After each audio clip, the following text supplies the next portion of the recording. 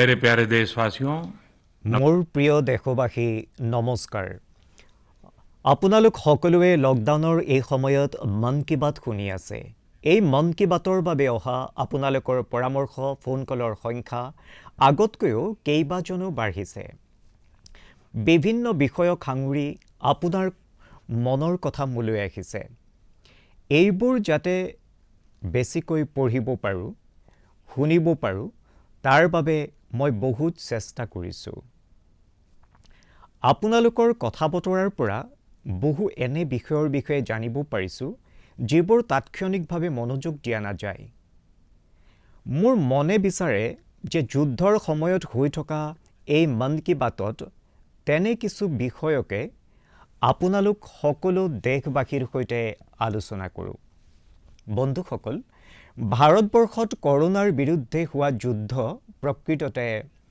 পিপল driven কৰোনাৰ বিৰুদ্ধে হোৱা যুদ্ধখনত দেশবাসীয়ে যুঁজি আছে আপুনি যুঁজি আছে জনগণৰ সৈতে লগ হৈ চৰকাৰ প্ৰশাসনে যুঁজি আছে ভাৰতবৰ্ষৰ দৰে বিশাল দেশ যি বিকাশৰ বাবে যত্নশীল দাৰিদ্ৰতাৰ বিৰুদ্ধে নিৰ্ণায়ক যুঁজ এখন যুঁজি আছে ইয়াৰ ওচৰত কৰোনাৰ সৈতে যুঁজা আৰু বিজয়ী হোৱা এয়াই একমাত্ৰ উপায় আৰু আমি সৌভাগ্যশালী যে আজি গোটেই দেশৰ প্ৰত্যেকজন নাগৰিক এই যুদ্ধৰ সৈনিক যুদ্ধৰ নেতৃত্ব প্ৰদান কৰি আছে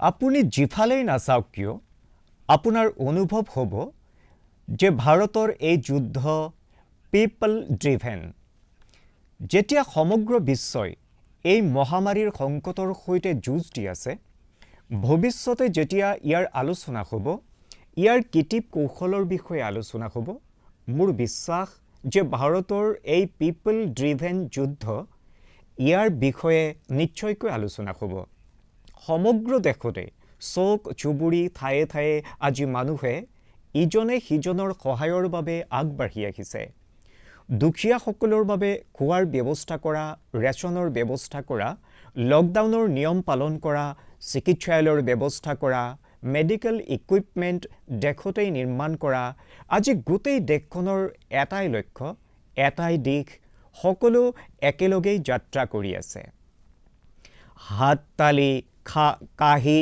চাকি মম আদিয়ে যি ভাৱনাৰ সৃষ্টি কৰিছে যি আগ্ৰহেৰে দেশবাসীয়ে কিবা নহয় কিবা এটা কৰাৰ সিদ্ধান্ত লৈছে সকলোকে এই কথাবোৰে প্ৰেৰণা যোগাইছে চহৰ হওক অথবা গাঁও এনে লাগিছে যেন দেশত এক বৃহৎ মহাযজ্ঞ চলি আছে য'ত সকলোৱে অৰিহণা যোগাবৰ বাবে আতুৰ হৈ আছে আমাৰ কৃষক ভাই ভনীসকললৈ চাওক এফালে তেওঁলোক এই মহামাৰীৰ মাজতে নিজৰ খেতি পথাৰত দিনে ৰাতিয়ে কষ্ট কৰি আছে আৰু আনফালে এই কথাও চিন্তা কৰি আছে যে দেশত যাতে কোনেও লঘোনে থাকিবলগীয়া নহয় সকলোৱে নিজৰ সামৰ্থ্য অনুসৰি এই যুঁজখন যুঁজি আছে কোনোবাই ঘৰ ভাড়া লোৱা নাই কোনোবাই নিজৰ সমগ্ৰ পেঞ্চনৰ টকা বা পুৰস্কাৰৰ টকা পিএম কেয়াৰ্ছত জমা কৰি আছে কোনোবাই খেতি পথাৰৰ সকলো শাক পাচলি দান কৰি আছে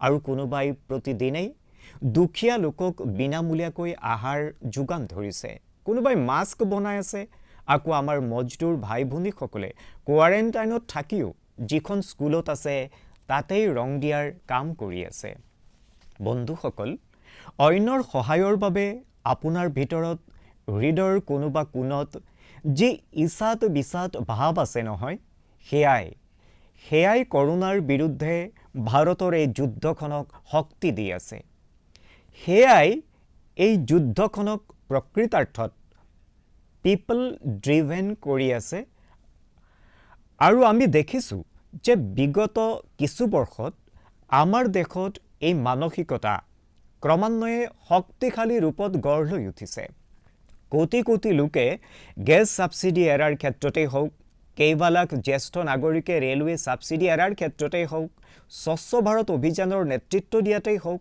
টয়লেট বনোৱাতেই হওক অলেখ এনে ধৰণৰ কথা আছে এই সমগ্ৰ কথা বতৰাৰ পৰা গম পোৱা যায় যে আমাক সকলোকে এক মন এক শক্তিশালী সূতাৰে গাঁঠি পেলোৱা হৈছে। এক হৈ দেশৰ বাবে কিবা এটা কৰাৰ প্ৰেৰণা দিছে। মোৰ মৰমৰ দেশবাসীসকল, মই সম্পূৰ্ণ বিনম্ৰতাৰে বহু আদৰেৰে আজি 130 কোটি দেশবাসীৰ এই ভাৱনাক নতমস্তক হৈ সেৱা জনাইছোঁ। আপুনি আপোনাৰ ভাৱ অনুসৰি, নিজৰ ৰুচিবোধ অনুসৰি দেশৰ বাবে, নিজৰ সময় অনুসৰি ইয়াৰ বাবে চৰকাৰে এক ডিজিটেল মঞ্চ তৈয়াৰ কৰি দিছে। এই মঞ্চখন হৈছে covidwarriors.gov.in। মই পুনৰবাৰ কৈছোঁ covidwarriors.gov.in। চৰকাৰে এই মঞ্চৰ জৰিয়তে বিভিন্ন সামাজিক সংস্থাৰ স্বয়ংসেৱী, নাগৰিক সমাজৰ প্ৰতিনিধি আৰু স্থানীয় প্ৰশাসনক ইটোৰ সৈতে সিটোৰ সংযোগ ঘটাইছে। অতি কম সময়ৰ ভিতৰতে এই পৰ্টেলটোৰ সৈতে 1,30,00,000 লোক লগ লাগিছে। ইয়াতে চিকিৎসক, নাৰ্ছকে ধৰি আমাৰ আশাকৰ্মী, ANM ভনীসকল, আমাৰ NCC, NSSৰ বন্ধুসকল, বিভিন্ন ক্ষেত্ৰৰ পেছাগত লোকসকলে এই মঞ্চখনক নিজৰ মঞ্চ বনাই লৈছে। এই লোকসকলে স্থানীয় পৰ্যায়ত ক্ৰাইচিছ মেনেজমেণ্ট প্লেন বনোৱাসকল আৰু ইয়াৰ সমাধান উলিওৱাৰ ক্ষেত্ৰত বহু সহযোগ কৰি আছে। আপুনিও covidwarriors.gov.in সৈতে সংযুক্ত হৈ দেশৰ সেৱা কৰিব পাৰে, কোভিড ৱেৰিয়ৰ হ'ব পাৰে। বন্ধুসকল, যিকোনো কঠিন মুহূৰ্তই, যিকোনো যুদ্ধই কিছু নহয় কিছু শিক্ষা দিয়ে, কিছু নহয় কিছু শিকাই থৈ যায়, শিকাৰ সুযোগ দিয়ে। কিছুৱে সম্ভাৱনীয়তাৰ পথ প্ৰশস্ত কৰে আৰু কিছুৱে নতুন পথৰ সন্ধান দিয়ে। এনে পৰিস্থিতিত আপোনালোক সকলো দেশবাসীয়ে যি সংকল্প শক্তি দেখুৱাইছে, তাৰ ফলত ভাৰতত এক নতুন পৰিৱৰ্তনৰ আৰম্ভণিও হৈছে। আমাৰ ব্যৱসায়, আমাৰ কাৰ্যালয়, আমাৰ শৈক্ষিক সংস্থান, আমাৰ মেডিকেল ছেক্টৰ সকলোৱে তীব্ৰ গতিত নতুন প্ৰযুক্তিগত পৰিৱৰ্তনৰ দিশে ধাৱমান হৈছে। টেকন'লজিৰ এই ফ্ৰণ্টত এনে লাগিছে যেন দেশৰ প্ৰতিজন ইনোভেটৰে নতুন পৰিস্থিতি অনুসৰি কিবা নহয় কিবা নতুন আৱিষ্কাৰ কৰি আছে। বন্ধুসকল, দেশে যেতিয়া এটা টিম হৈ কাম কৰে, তেতিয়া কি হয় সেয়া আমি অনুভৱ কৰি আছোঁ। আজি কেন্দ্ৰই হওক, ৰাজ্য চৰকাৰেই হওক, প্ৰতিটো বিভাগ আৰু সংস্থাই আপদ উদ্ধাৰৰ বাবে মিলিজুলি তীব্ৰ গতিত কাম কৰি আছে। আমাৰ এভিয়েশ্যন ছেক্টৰত কাম কৰি থকা লোকসকলেই হওক, ৰেলৱে কৰ্মচাৰী হওক, এওঁলোকে দিনে ৰাতিয়ে কষ্ট কৰি আছে যাতে দেশবাসীৰ কষ্ট বা সমস্যাসমূহ লাঘৱ হওক।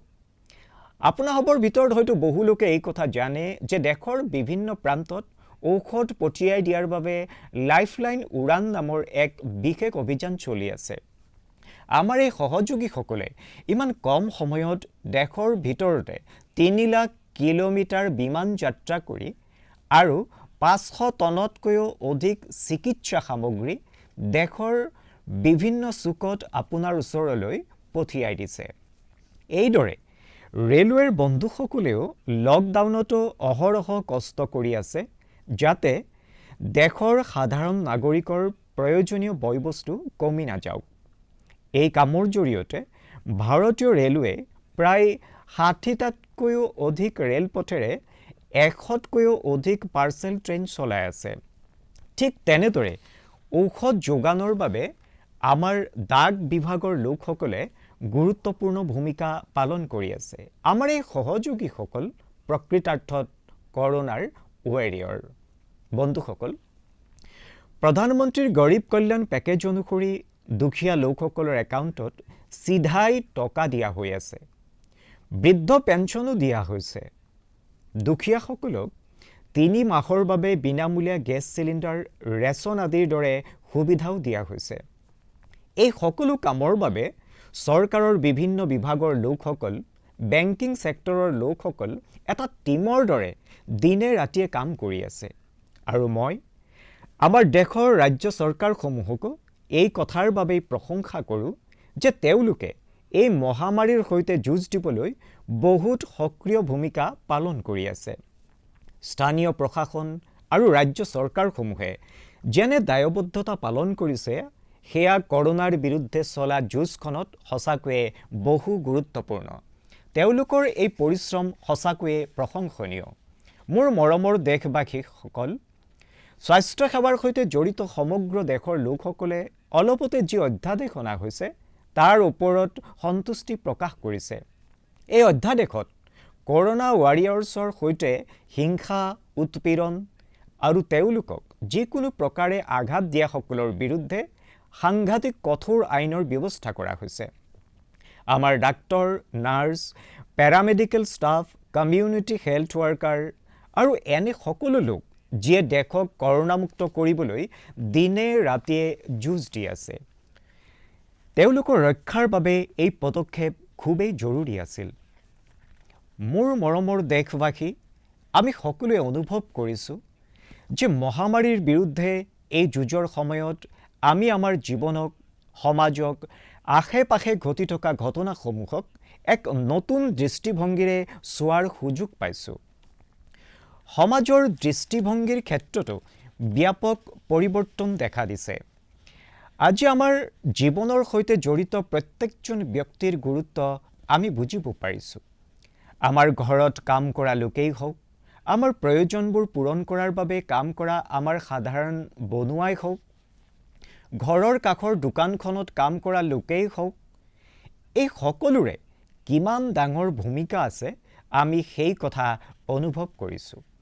ঠিক এইদৰে জৰুৰী সেৱাসমূহৰে জড়িত লোক, বজাৰত কাম কৰা আমাৰ মজদুৰ ভাই ভনীসকল, আমাৰ আশে-পাশে থকা অটো চালক, ৰিক্সা চালক, এইসকল অবিহনে আমাৰ জীৱন প্ৰণালী কিমান অসম্ভৱ হৈ পৰে সেয়া আমি আজি উপলব্ধি কৰিছোঁ। আজিকালি ছ'চিয়েল মিডিয়াত আমি সকলোৱে দেখি আছোঁ যে লকডাউনৰ সময়ত মানুহে আমাৰ এই সহযোগীসকলক কেৱল মনত পেলাই থকা নাই, তেওঁলোকৰ প্ৰয়োজনবোৰৰ প্ৰতিও মনোযোগ দিছে। বৰঞ্চ তেওঁলোকৰ বিষয়ে বহু সন্মান সহকাৰে লিখিও আছে। আজি দেশৰ প্ৰতিটো চুকৰ পৰাই এনে ধৰণৰ ফটো দেখিবলৈ পোৱা গৈছে যে মানুহে চাফাই কৰ্মীসকলৰ গাত পুষ্পবৃষ্টিও কৰি আছে। প্ৰথমে তেওঁলোকৰ কামৰ প্ৰতি সম্ভৱতঃ আপুনিও কেতিয়াও গুৰুত্ব দিয়া নাছিল। ডাক্তৰ হওক, চাফাই কৰ্মী হওক বা অন্য সেৱা কৰা লোকেই হওক, এয়াই নহয়, আমাৰ আৰক্ষী ব্যৱস্থাটোৰ প্ৰতিও সাধাৰণ লোকৰ চিন্তাধাৰা বহু পৰিৱৰ্তন হৈছে।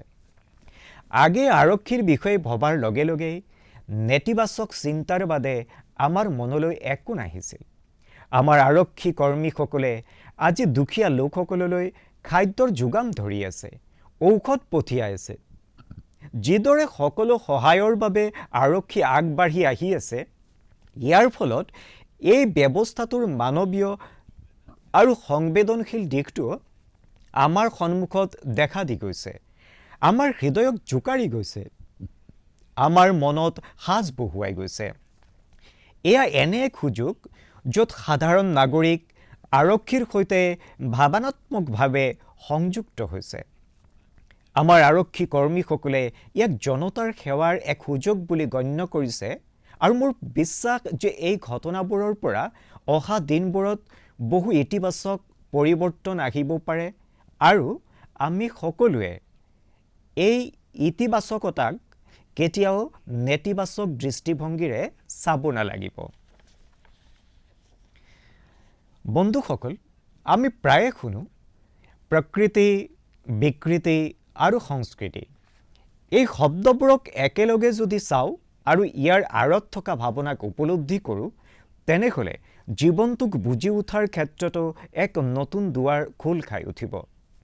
যদি মানৱ প্ৰকৃতিৰ আলোচনা কৰোঁ, তেন্তে এয়া তোমাৰ, এয়া মোৰ আদি ভাৱনাসমূহ অতি স্বাভাৱিক ৰূপে ধৰা হয়। কোনেও ইয়াক আপত্তিও নকৰে। ইয়াক আমি প্ৰকৃতি বুলিব পাৰোঁ। কিন্তু যিটো মোৰ নহয়, যাৰ ওপৰত মোৰ অধিকাৰ নাই, তাক অইনৰ পৰা কাঢ়ি লৈ নিজৰ বাবে ব্যৱহাৰ কৰোঁ, তেতিয়া আমি তাক বিকৃতি বুলিব পাৰোঁ। এই দুয়োটাৰ পৰা আঁতৰি প্ৰকৃতি আৰু বিকৃতিৰ ওপৰত যেতিয়া কোনোবাই সংস্কাৰিত মনেৰে ভাবে বা ব্যৱহাৰ কৰে তেতিয়া আমি সংস্কৃতি দেখিবলৈ পাওঁ। যেতিয়া কোনোবাই নিজৰ অধিকাৰৰ বস্তু, নিজৰ কষ্টপাৰ্জিত বস্তু, নিজৰ বাবে প্ৰয়োজনীয় বস্তু কমেই হওক বা বেছিয়ে হওক ইয়াৰ পৰোৱা নকৰাকৈ কোনো ব্যক্তিৰ প্ৰয়োজন দেখা পায়, নিজৰ চিন্তা বাদ দি নিজৰ অধিকাৰৰ অংশ ভগাই অন্য এজনৰ প্ৰয়োজন পূৰণ কৰে, সেয়াইতো সংস্কৃতি। বন্ধুসকল, যেতিয়া ভাগ্য চকৰিত কাল আহে তেতিয়া এই গুণবোৰৰ পৰীক্ষা হয়। যোৱা দিনবোৰত আপুনি নিশ্চয় দেখিছে যে ভাৰতবৰ্ষই ইয়াৰ সংস্কাৰৰ আধাৰত, আমাৰ চিন্তাধাৰাৰ আধাৰত, আমাৰ সংস্কৃতিক বহন কৰি কিছু সিদ্ধান্ত গ্ৰহণ কৰিছে। সংকটৰ এই সময়ত বিশ্বৰ বাবেও, সমৃদ্ধিশালী দেশবোৰৰ বাবেও ঔষধৰ আকাল বহু অধিক আছিল। এনেকুৱা এক সময় যে যদি ভাৰতে বিশ্বক ঔষধ যোগান নধৰে, যদিও কোনেও ভাৰতবৰ্ষক দোষী সাব্যস্ত নকৰে। সকলো দেশে বুজিছে যে ভাৰতবৰ্ষৰ বাবেও ইয়াৰ নাগৰিকৰ জীৱন ৰক্ষা কৰাটোৱে প্ৰধান দায়িত্ব। কিন্তু বন্ধুসকল, ভাৰতবৰ্ষই প্ৰকৃতি আৰু বিকৃতিৰ চিন্তাধাৰা পৰিহাৰ কৰি সিদ্ধান্ত লৈছে। ভাৰতবৰ্ষই নিজৰ সংস্কৃতি অনুসৰি সিদ্ধান্ত লয়। ভাৰতবৰ্ষৰ প্ৰয়োজনীয়তাৰ প্ৰতি লক্ষ্য ৰাখি যি কৰিব লগা আছিল আমি কৰিলোঁ। লগতে সমগ্ৰ বিশ্বৰ পৰা অহা মানৱীয়তা ৰক্ষাৰ আবেদনসমূহৰ প্ৰতিও মনোযোগ দিলোঁ। আমি বিশ্বৰ সকলোলৈকে ঔষধ পঠিওৱাৰ গুৰু দায়িত্ব বহন কৰি মানৱীয়তাৰ এই কামটো কৰি দেখুৱালোঁ। আজি মই যেতিয়া বিভিন্ন দেশৰ ৰাষ্ট্ৰপ্ৰধানৰ সৈতে ফোনত কথা পাতোঁ, তেতিয়া তেওঁলোকে ভাৰতবৰ্ষৰ নাগৰিকৰ প্ৰতি কৃতজ্ঞতা জ্ঞাপন কৰে। যেতিয়া তেওঁলোকে কয় thank you India, thank you people of India, তেতিয়া দেশৰ বাবে গৌৰৱ আৰু বাঢ়ি যায়। এইদৰে এই সময়ত সমগ্ৰ বিশ্বত ভাৰতবৰ্ষৰ আয়ুৰ্বেদ আৰু যোগৰ গুৰুত্ব অতি উচ্চ মনোভাৱেৰে মন কৰি আছে। ছ'চিয়েল মিডিয়াত চাওক, সৰ্বত্ৰে ইমিউনিটি বঢ়োৱাৰ বাবে কিদৰে ভাৰতবৰ্ষৰ আয়ুৰ্বেদ আৰু যোগৰ আলোচনা চলি আছে। কৰোনাৰ দৃষ্টিৰে আয়ুষ মন্ত্ৰালয়ে ইমিউনিটি বঢ়োৱাৰ বাবে যি প্ৰট'কল দিছিল, মোৰ বিশ্বাস আপোনালোকে নিশ্চয় ইয়াৰ প্ৰয়োগ কৰি আছে। গৰম পানী আৰু যি অন্য নিৰ্দেশনা আয়ুষ মন্ত্ৰালয়ে জাৰি কৰিছে, সেয়া আপুনি আপোনাৰ দৈনন্দিন জীৱনত প্ৰয়োগ কৰিলে বহু লাভান্বিত হ'ব। বন্ধুসকল, আচলতে এটা দুৰ্ভাগ্য যে বহু সময়ত আমি আমাৰ শক্তি আৰু সমৃদ্ধিশালী পৰম্পৰাকো চিনি পোৱাত কৃপণালি কৰোঁ। কিন্তু যেতিয়া বিশ্বৰ কোনোবা এখন দেশে এভিডেন্স বেছড ৰিচাৰ্চৰ আধাৰত সেই কথা কয়, আমাৰ এই ফৰ্মুলা আমাক শিকায়, তেতিয়া আমি তাক লগে লগে গ্ৰহণ কৰোঁ। হয়তো ইয়াৰ কাৰণ কেইবাশ বছৰ আগৰ আমাৰ গোলামী কালখণ্ডও হ'ব পাৰে। এইবাবে কেতিয়াবা আমি আমাৰ শক্তিৰ ওপৰতে বিশ্বাস নকৰা হওঁ। আমাৰ আত্মবিশ্বাস কমি যায়। সেয়ে আমি আমাৰ দেশৰ ভাল কথাবোৰ, আমাৰ পৰম্পৰাগত সিদ্ধান্তসমূহ এভিডেন্স বেছড ৰিচাৰ্চৰ আধাৰত আগবঢ়াই নিয়াৰ পৰিৱৰ্তে তাক এৰি দিওঁ, তাক হীন দৃষ্টিৰে ভাবিবলৈ লওঁ। ভাৰতবৰ্ষৰ যুৱক যুৱতীসকলে এতিয়া এই প্ৰত্যাহ্বান গ্ৰহণ কৰিব লাগিব। যিদৰে বিশ্বই উৎফুল্লিতভাৱে যোগক মানি লৈছে, ঠিক তেনেদৰে হাজাৰ বছৰ পুৰণি আমাৰ আয়ুৰ্বেদৰ সিদ্ধান্তসমূহকো বিশ্বই নিশ্চিতভাৱে স্বীকাৰ কৰি ল'ব। হয়, ইয়াৰ বাবে যুৱচামে সংকল্পবদ্ধ হ'ব লাগিব আৰু বিশ্বই যি ভাষাক বুজি পায় সেই বৈজ্ঞানিক ভাষাতে আমি বুজাব লাগিব, কিবা এটা কৰি দেখুৱাব লাগিব। বন্ধুসকল, কোভিড-19ৰ বাবে বহু ইতিবাচক পৰিৱৰ্তন আমাৰ কাম কৰা পদ্ধতি, আমাৰ জীৱন প্ৰণালী আৰু অভ্যাসসমূহেও স্বাভাৱিকভাৱে নিজৰ স্থান লৈ আছে। আপোনালোক সকলোৱে নিশ্চয় অনুভৱ কৰিছে যে এই সংকটে কিদৰে বিভিন্ন বিষয়ত আমাৰ জ্ঞান আৰু আমাৰ চেতনাক জাগ্ৰত কৰিছে। যি প্ৰভাৱ আমি আশে পাশে দেখিবলৈ পাই আছোঁ, ইয়াৰ ভিতৰত সৰ্বপ্ৰথম মাস্ক পিন্ধা আৰু নিজৰ মুখমণ্ডল ঢাকি ৰখা। কৰোনাৰ বাবে পৰিৱৰ্তিত সময়ত মাস্কো আমাৰ জীৱনৰ অংশ হৈ পৰিছে। সাধাৰণতে আমাৰ আশে-পাশে থকা বহু লোকক মাস্ক পিন্ধা অৱস্থাত দেখা পাওঁ। সেই অভ্যাসো আমাৰ নাছিল, কিন্তু এতিয়া এয়াই হৈছে। হয়, ইয়াৰ অৰ্থ এইটো নহয় যে যিয়ে মাস্ক পিন্ধিছে তেওঁলোক ৰোগীয়া। আৰু মই যেতিয়া মাস্কৰ কথা কওঁ, তেতিয়া এটি পুৰণি কথা মনলৈ আহে।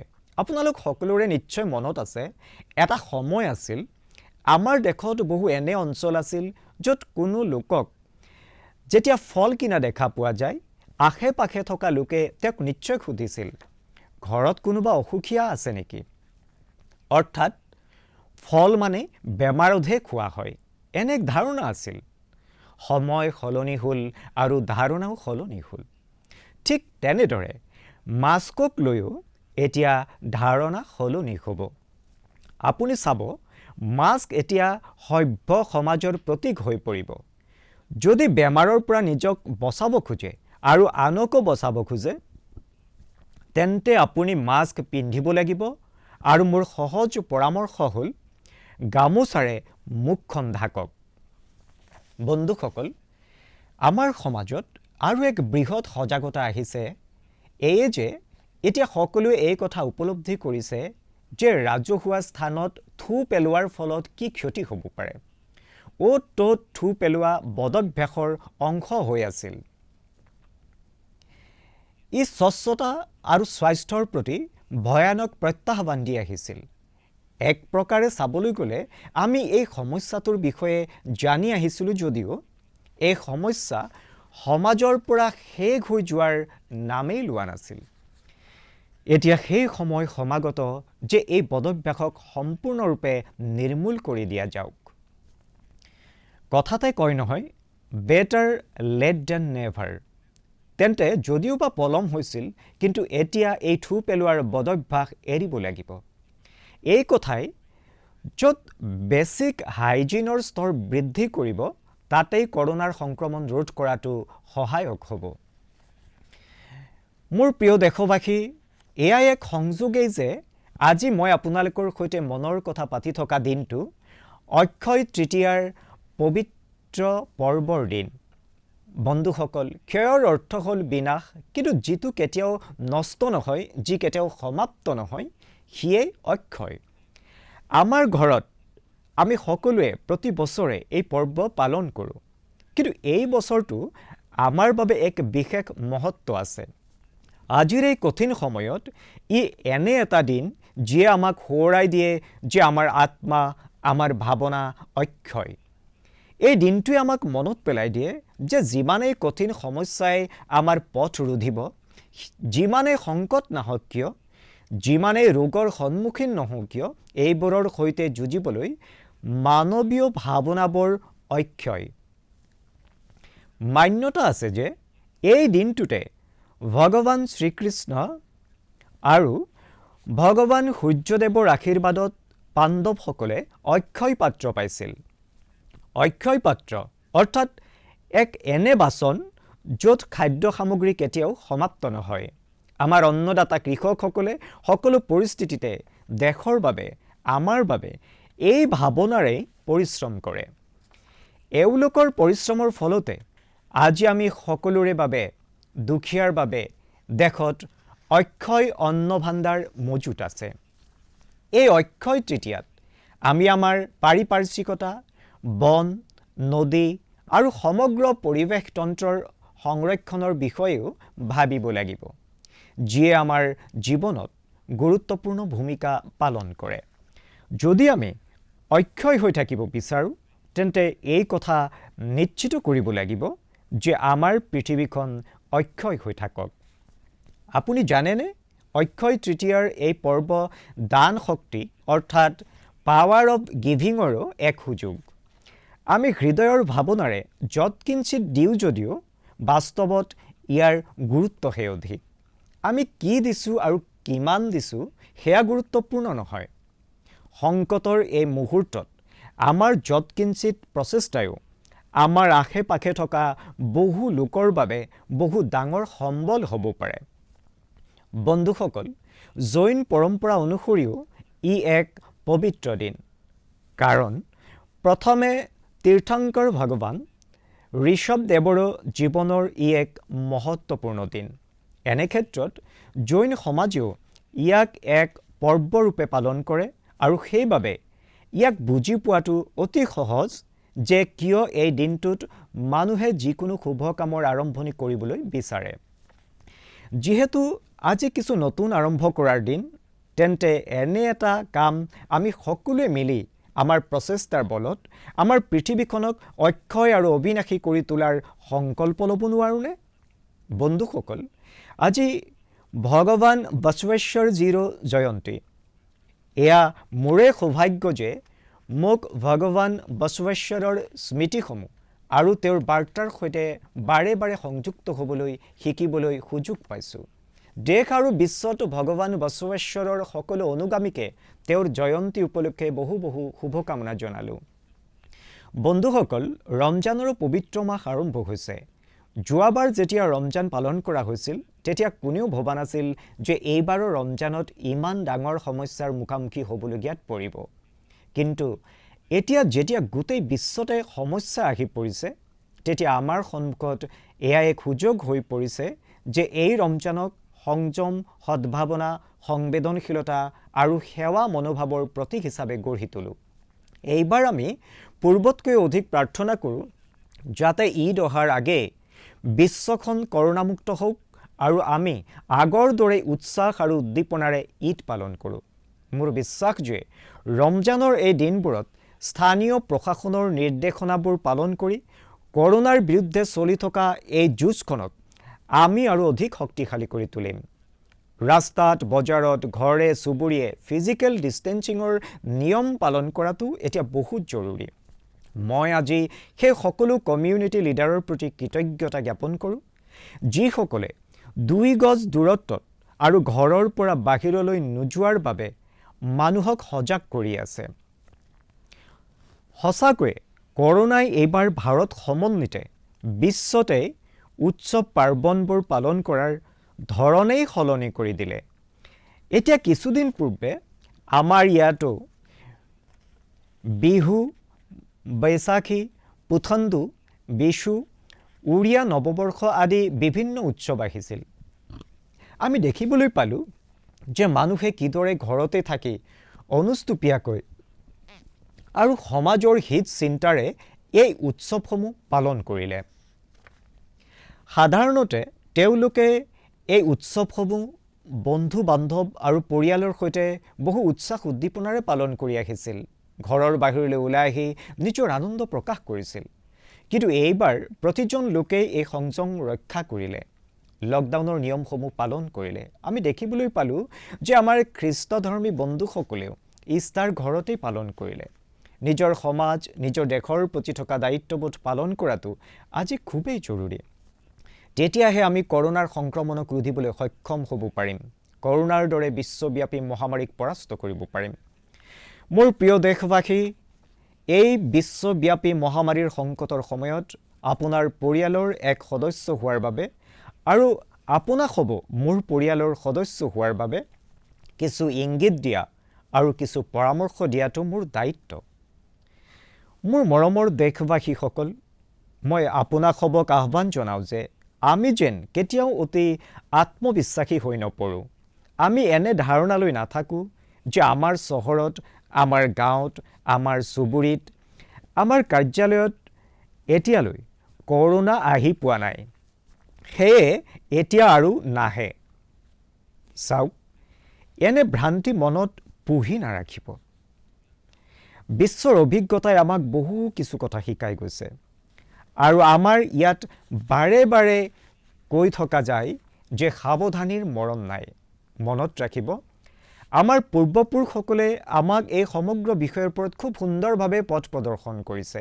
আমাৰ পূৰ্বপুৰুষসকলে কৈছে যে অগ্নিশেষম ঋণশেষম ব্যাধিশেষম তথৈৱচ পুনঃ পুনঃ প্ৰবৰ্ধতে তস্মাৎ শেষম ন কাৰ্যতে।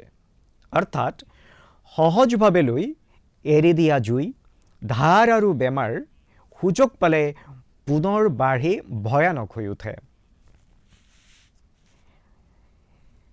সেইবাবে এইবোৰৰ সম্পূৰ্ণ উপশম বহু জৰুৰী। সেইকাৰণে অত্যুৎসাহত স্থানীয়ভাৱে ক'তোৱে অসাৱধান হ'ব নালাগে। ইয়াৰ প্ৰতি আমি খুবেই সজাগ হ'ব লাগিব। আৰু মই আকৌ এবাৰ ক'ম, 2 গজ দূৰত্ব বজাই ৰাখক, নিজকো সুৰক্ষিত ৰাখক। 2 গজ দূৰী বহুত হে জৰুৰী। আপোনালোক সকলোৰে উত্তম স্বাস্থ্যৰ কামনা কৰি মই মোৰ মনৰ কথা ইয়াতে সমাপ্ত কৰিলোঁ। পৰৱৰ্তী মন কী বাতৰ সময়ত যেতিয়া লগ পাওঁ, তেতিয়া এই বিশ্বব্যাপী মহামাৰীৰ কিছু মুক্তিৰ খবৰ নিশ্চয় আহক। মানৱ জীৱন এই সমস্যাসমূহৰ পৰা মুক্ত হওক, এই প্ৰাৰ্থনাৰে আপোনালোক সকলোকে বহুত বহুত ধন্যবাদ।